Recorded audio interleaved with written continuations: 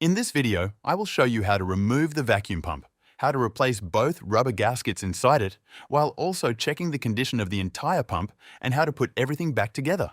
So if your pump is currently leaking or not producing enough vacuum, we will fix it within the next few minutes. Let's do this!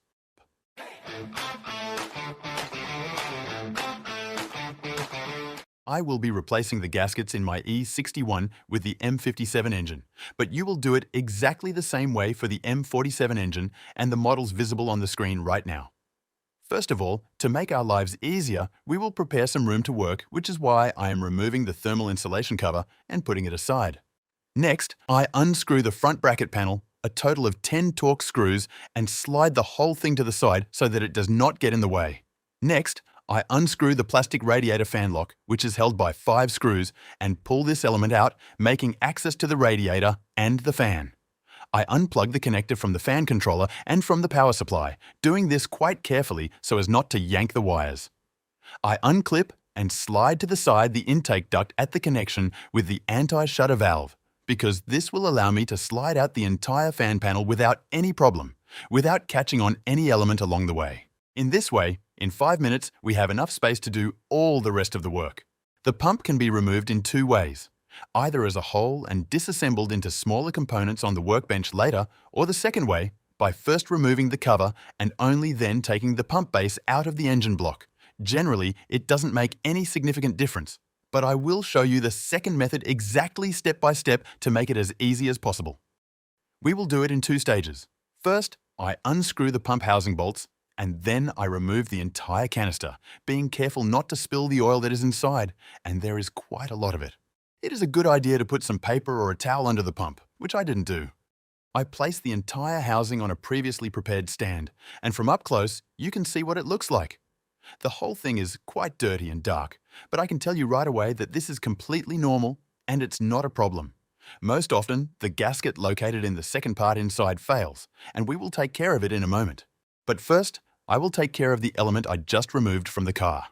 I don't want all of this to spill, so first I remove the old gasket located on the edge of the housing, and then I take out the pump rotor. That is the rectangular piece of metal lying loosely inside the pump. If you are doing this for the first time, you can take a picture of how everything is arranged inside to avoid any doubts during the subsequent assembly of these elements.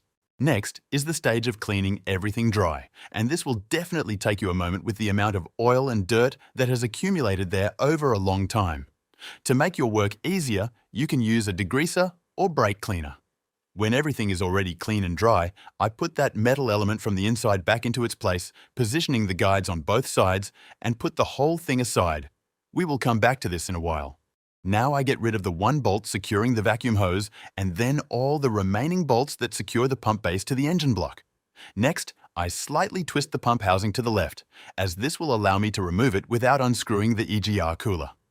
I clean everything from excess oil, which would otherwise interfere with the installation later, and after a preliminary drying, I remove the gasket, which most often causes problems. When the connection between the pump and the engine starts leaking, this is usually the main culprit. I also clean the area beneath the gasket, making sure there is no burnt carbon buildup inside. By the way, just to be sure, you can check if there are any sharp edges here that could damage the new gasket. I already have a new gasket pack ready at hand. Most often, people only replace one of them, the smaller one, but fully correct operation is only possible when both of them are fully functional and tight. When it comes to the gaskets themselves, an OE set costs about $12. And since these gaskets are constantly in contact with hot oil, I would rather avoid installing aftermarket replacements, as they usually become hard after half a year or even a year and fail to maintain a full seal. I gently moisten each of the gaskets with fresh engine oil so they seat easier and do not twist, and I will mention here that both work in an oil environment and are resistant to petroleum products. Finally, I put the smaller gasket into its place, making sure it has snapped evenly into position. The groove that the gasket fits into is a bit larger than the gasket itself, but that won't be an issue at all because the element located in the engine block will ensure that the gasket seats itself against the correct edge. Before putting everything back together, a quick check of the pump's condition. There is a chance that inside here you will see partially worn walls, and how much wear you observe will indicate the condition of your vacuum pump. Here you can already see the beginnings of wear, but the generated vacuum values are still within norm. So I can reinstall this pump. The pump runs on oil mist all the time and wears down at a very slow rate. With regular engine oil changes, this particular unit should still work for several thousand kilometers before I have to replace it with a new one. Before installation, I also clean the pump seat. Generally, there shouldn't be any surprises here. Remember that inside, there is a specific spot you need to align with by turning the center of the pump. I'm now placing the entire pump base on which we previously installed the new gasket and inserting it into the seat at the same angle we used during removal. Rotating the entire element to the right allows you to bypass the EGR cooler mount and fit the flange of the vacuum hose, which will snap into place inside as you turn it. Generally, everything should snap in without any major issues. So if something doesn't fit, don't try to force the element into place. Try to do it as gently as possible by rotating both the pump itself and the centerpiece that turns left and right until everything aligns. Before everything snaps into place, please leave a like and subscribe. That is the biggest motivation for me to record more content. Thank you.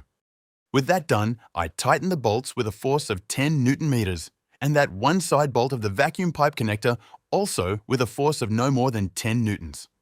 I place the second gasket, the larger one, into its position in the guide inside the pump. I didn't do this earlier because, since it's new, it could have fallen out of its groove during installation. When installing, make sure that the element fits properly at every bend so you don't crush it during tightening. Next, by aligning all the moving elements in the lower part of the housing, I place the whole unit into its position at the correct angle, making sure that the rotor is in its guide and will rotate properly. There is pretty much no chance you will install this the wrong way. The only bad thing that can happen is if something drops down to the bottom, and you will have to remove the under tray to find that piece, and then clean it all over again. I tighten all the bolts crosswise with a force of no more than 9 Newton meters, and now the entire element is already sitting in its place, with only one important element left at the end. Right after that, I drop in the radiator fan, making sure that it correctly clicks into its guides on the right and left sides. During insertion, be careful not to catch on the aluminum fins of the cooler, as it is very easy to bend them. Next, I connect both the power and signal cables to the fan, being careful not to bend them too much.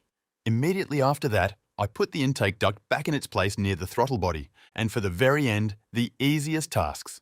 Screwing in the plastic fan shroud with all 5 bolts, and right at the top, the front metal bracket, while being careful not to pinch the hood release cables, and that's the vacuum pump sealing sorted out. The easiest, most characteristic change you should notice is in your brake pedal. Before starting the car, it should be stiff as a rock, meaning you press it and almost immediately feel a firm, hard resistance. However, just 2 or 3 seconds after starting the car, the brake pedal should become soft, with resistance increasing, especially at the very end, as if you were pressing it through a cushion. If you enjoyed this video, be sure to check out my video on the 7 silent killers of your car. I hope you won't let any of them catch you. Good luck!